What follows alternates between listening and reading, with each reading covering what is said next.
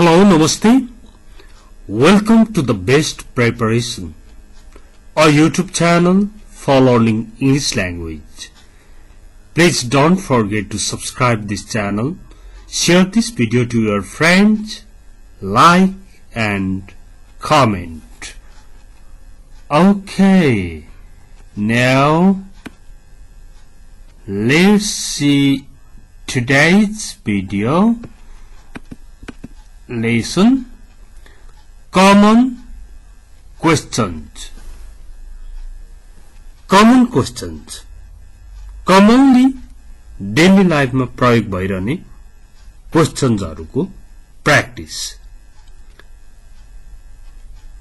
अब यसमा चाहिँ के हो कुरा भन्दाखेरि किन यो क्वेशन को भिडियो बनाएको भन्दा नि मान्छेले अंग्रेजीमा कुराकानी गर्न नसक्नुको कारण चाहिँ क्वेशन बनाउन सक्ने शक्ति हुँदैन, क्वेशन नगरी कन्भर्सेसन को सुरुवात हुँदैन अरे, त्यसकारण क्वेशन को पनि प्र्याक्टिस नै गरेको हुनुपर्छ। र यहाँ क्वेशन भनेर मैले सामान्य क्वेशन मात्र होइन कि सिपको सिकाइ पनि लिएर आएको छु। ओके, अब यो हेर्दै जाउँ है र यिनीहरुको बारेमा म हल्का डिस्क्राइब पनि गर्छु जसले गर्दा तपाईहरुलाई सधैँभरि काम लाग्छ। कसैलाई यसो भयो भने मैले यसो गरे भने तपाईलाई कुनै अप्ठ्यारो त पर्दैन नि, अथवा तपाईलाई दुःख त मान्नुहुन्न होला नि भन्नु पर्यो भने नि do you mind if I भन्ने अनि भवन लाउने।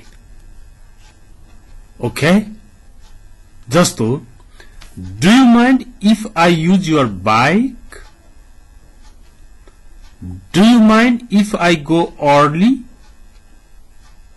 म छिट्टै गए भने तपाईले माइन्ड त गर्नुहुन्न नि,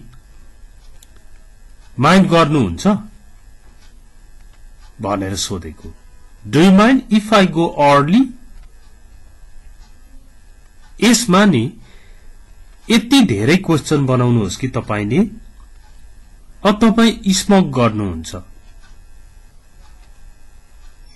do you mind if I smoke here, मैले यहाँ स्मोक गरे भने माइन्ड गर्नुहुन्छ, सोध्नु त पर्छ नि त। ओके, जस्तो साथीसँग हिँडिरहनु भएको छ, तपाईको एकदमै म्युजिक सुन्ने बानी छ, अब इयरफोन लाएर सुन्नु भने साथीले के भन्ला, छेउमा बसेको साथीले गाडीमा सँगै हुनुहुन्छ suppose, do you mind if I listen to the music भन्नु पर्यो। हो, यसरी प्रत्येक ठाउँमा यो प्रयोग गर्न सिक्दै जानुहोस्।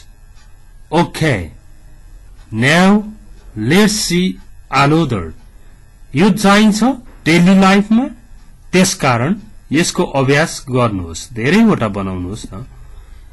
अब यहाँ हेर्नुहोस्, इज इट ऑल राइट भन्ने अर्को क्वेशन छ। यो गर्दा ठीक होला त, ओके होला त भन्नु पर्यो भने नि इज इट ऑल राइट भन्ने अनि 2 प्लस भवन लगाइदिने। Is it all right to sign here? S-I-G-N है यहाँ, sorry, sign. Is it all right to sign here? Yes, sign गर्दा, yes हस्ताक्षर गर्दा गर्नु ठीक होला त, यहाँ हस्ताक्षर गर्दा ठीक होला त। Is it all right to sign here भनेको छ। त्यस्तै अरु क्वेशन बनाउँदै जानुहोस्। Okay, is it all right to invite them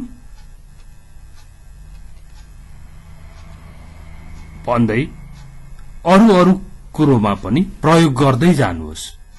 यहाँ सही गर्नु ठीक होला त? Is it all right to sign here? Is it all right to sign this contract paper?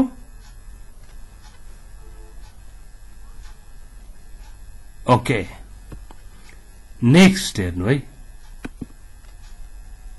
Fault भन्ने शब्द सिकाउन खोजेको छ। फल्ट भनेको त फल्ट, फल्ट भनेको त गल्ती हो।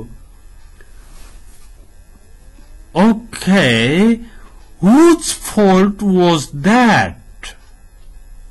Whose fault was that? त्यो कसको गल्ती थियो? It wasn't your fault. यो तिम्रो गल्ती थिएन। Don't worry, it wasn't your fault. I know. मलाई थाहा छ कि यो तिम्रो गल्ती थिएन, चिन्ता नगर। It was fault of your friend. यो तिम्रो साथीको गल्ती थियो। Whose fault was that? त्यो कसको गल्ती थियो? यसरी fault भन्ने शब्दको प्रयोग गरिएको छ। Okay, now next. मैले यसो गर्नु पर्छ, उसो गर्नु पर्छ भनेर सोध्दाखेरि do I have to भन्ने अनि verb 1 लाउने। Do I have to tell them everything? मैले तिनीहरूलाई सबै कुरा बताउनु पर्छ। अब यति मात्र होइन, तपाईलाई मैले यो अरु अगाडिको भिडियोमा पनि भनेको थिए नि। Do I have to sit here? मैले यहाँ बस्नु पर्छ। No, you can sit wherever you like. होइन, तपाई जहाँ जहाँ मन पर्छ त्यतै बस्न सक्नुहुन्छ भन्ने खालको एउटा whatever, whenever, whichever भन्ने लामो भिडियो अपलोड भएको छ। Okay? Do I have to? मैले यसो गर्नु पर्छ भन्दा Do I have to भन्नुहोस्, भगवान लाउनुहोस्। जस्तो मैले अहिले टिकट बुक गर्नु पर्छ। Do I have to book a ticket now? No, you can book whenever you like. होइन, तपाईलाई जहिले मन पर्छ तैले गर्न सक्नुहुन्छ। Okay, in this way, यो अर्को कुरा सिक्यो होइन त? दैनिक जीवनमा प्रश्न गर्न सक्ने मान्छेले मात्र बोल्न सक्छ अरे है। त्यही भएर प्रश्नको बारेमा आज क्वेशनको बारेमा कुरा चलिरहेको छ। अब तपाई मलाई यस विषयमा, यस सन्दर्भमा के गर्न सल्लाह दिनुहुन्छ? What do you advise me to do in this matter? Okay? What do you advise me to do in this matter? भनेर छिटो भन्नु पर्छ। What? यो what लाई अलि जोड दिएर भन्ने, what भन्नुभए हुन्छ, what भन्नुभए हुन्छ। अब What do you advise me to do in this matter? तपाई मलाई यस विषयमा के गर्न सल्लाह दिनुहुन्छ? कुनै कुरामा सोध्नु पर्यो नि त मान्छेलाई। यसरी यो क्वेशनको अभ्यास हुन्छ। त्यसपछि next, Could I ask a few questions? थोरै प्रश्नहरू सोध्न सक्थे कि? सक्छु कि भन्दा Can I ask? सक्थे कि भन्दा Could I ask? Could I ask a few questions? थोरै प्रश्नहरू सोध्न सक्थे कि? Yes, of course, go on. Go ahead. भन्यो भने ठीक छ। Sorry, you can't. भन्यो भने सक्दैन भन्ने अर्थ लाग्यो। नेक्स्ट अब म यसको बारेमा कसलाई सोध्न सक्छु? सपोज तपाईलाई के इन्फर्मेसन चाहिएको थियो, सोध्नुभयो कसैलाई गएर एउटा अफिसमा, सरी आई डोन्ट नो भन्छ। Who can I ask about this? हेर्नु त यो हुबाट कसलाई आइरहेको छ हो? Who can I ask about this? म यसको बारेमा कसलाई सोध्न सक्छु त? हुले नै काम गर्छ। Who can I ask about it? About this? म यसको बारेमा कसलाई सोध्न सक्छु? You can ask Mr. Praveen, room number 26 भन्दियो भने त सिधै रूम नम्बर 26 मा गएर प्रवीण भन्नेलाई सोध्दा भयो नि हो। यो भयो अर्को खालको समस्याको समाधान। यी क्वेशनहरु प्रत्येक क्वेशनमा समाधान छ है। अब हेर्नुहोस् त यहाँनेरि म हजुरलाई एकछिन दुःख दिन सक्छु।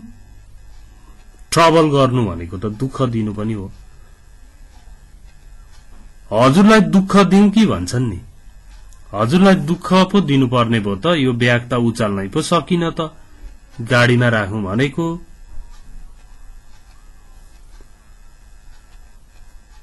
एक्सक्यूज मी,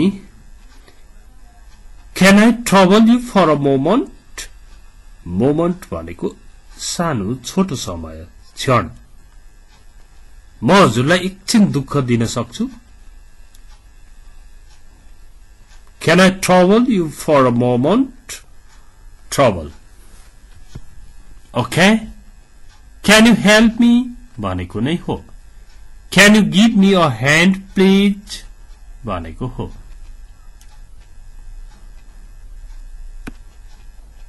त्यस्तै नेक्स्ट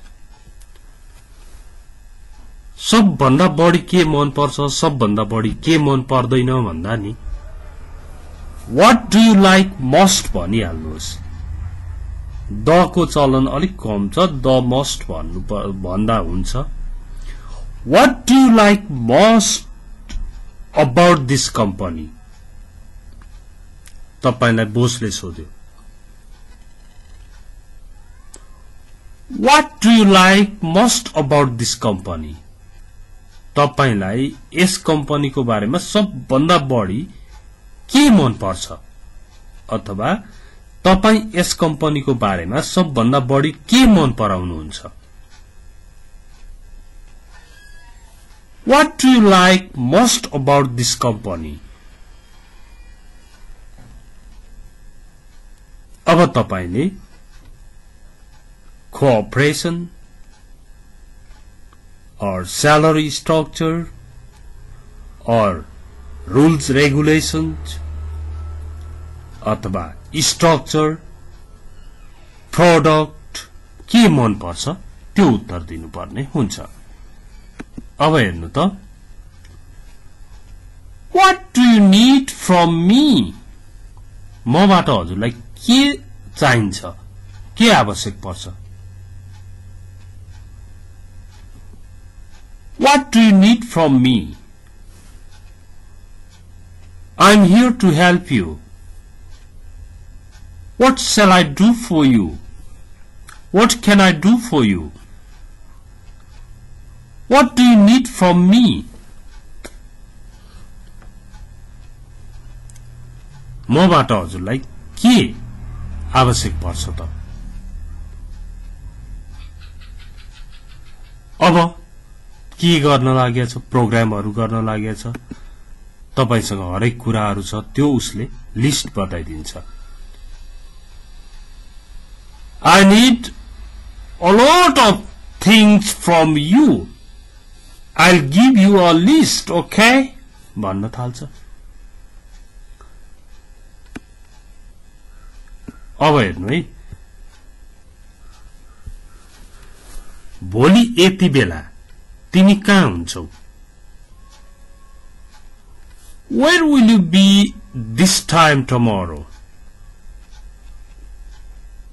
यस्तो question Where will you be this time tomorrow? भोलि यति बेला तिमी कहाँ हुन्छौ? अब तपाईको शेड्युल अनुसार तपाईले I'll be in मुङलिन, म मुङलिनमा हुन्छु अथवा कहाँ हुनुहुन्छ त्यो कुरा तपाईले बताउनुहुन्छ।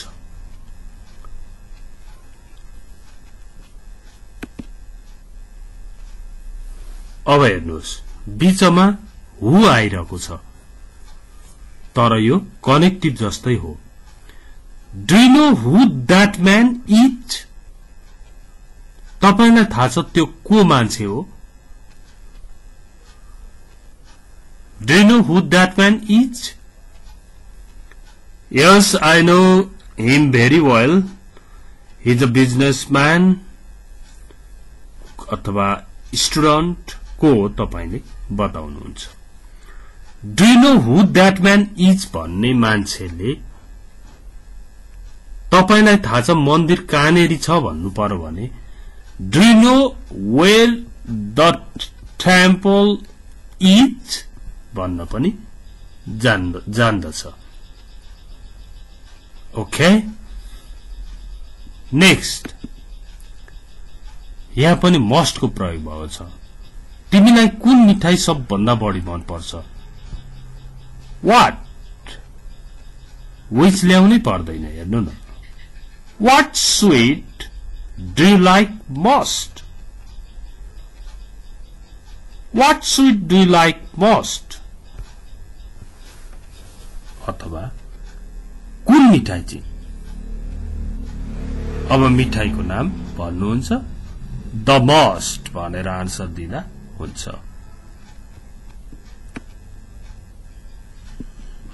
त्यस्तै म अर्को चोटी ट्राई गर्न सक्छु भन्ने एउटा त गर्नु भयो भएन त्यो फेरि अर्को चोटी ट्राई गर्न पाउने नपाउने थाहा छैन। अब नसोधी अर्को पनि ट्राई गर्ने त्यो पनि बिगार्ने गर्न त पाइएन नि। Can I have another try? Can I have another try? म अर्को चोटी ट्राई गर्न सक्छु? Sorry, you can't. सक्नु भएन। Why not? You can. Of course you can. भन्यो भने तपाईले ट्राई गर्न सक्नुभयो। अब sometimes भनेको चाहिँ कहिलेकाहीँ तर यहाँ एस नलागेको बेला चाहिँ केही समय कुरा बुझ्नुभयो। sometimes जस्तो sometimes I go out with my friends भन्दै बोल्नु चाहिँ अर्को कुरा भयो। sometime I go भन्न मिल्दैन sometimes भन्नु पर्छ। sometime भनेको चाहिँ केही समय sometimes भनेर यहाँ एस लाउने बित्तिकै कहिले काहीँ। अब म बोससँग केही समय कुरा गर्न सक्छु भन्दा चाहिँ Can I talk to the boss for some time भनेर भन्नुपर्ने रहेछ। ओके अब नि तिमीलाई उनी के गर्दै छिन् जस्तो लाग्छ? तिमीलाई उ कहाँ होला जस्तो लाग्छ? तिमीलाई उसले के गर्छ होला जस्तो लाग्छ? यस्तो कुरा सोधिरहनु पर्छ दैनिक जीवनमा। त्यसबेला तपाईले What do you think लगाइहाल्नुहोस् अनि स्टेटमेन्टको रूपमा ल्याउनुहोस्। What do you think she is doing? तिमीलाई उनी के गर्दै छिन् जस्तो लाग्छ? I think she is playing a computer game. She is watching TV भन्दै तपाईले आन्सर दिनुहुन्छ। यो एक खालको प्रश्नको समाधान हो है। तपाईलाई कस्तो लाग्छ यस्तो कुरा? व्हाट डु यु थिंक भन्नुहोस् अनि यतापट्टि तपाईलाई ऊ कहाँ छ जस्तो लाग्छ भन्नु पर्यो। What do you think he is? Uh what do you think where he is?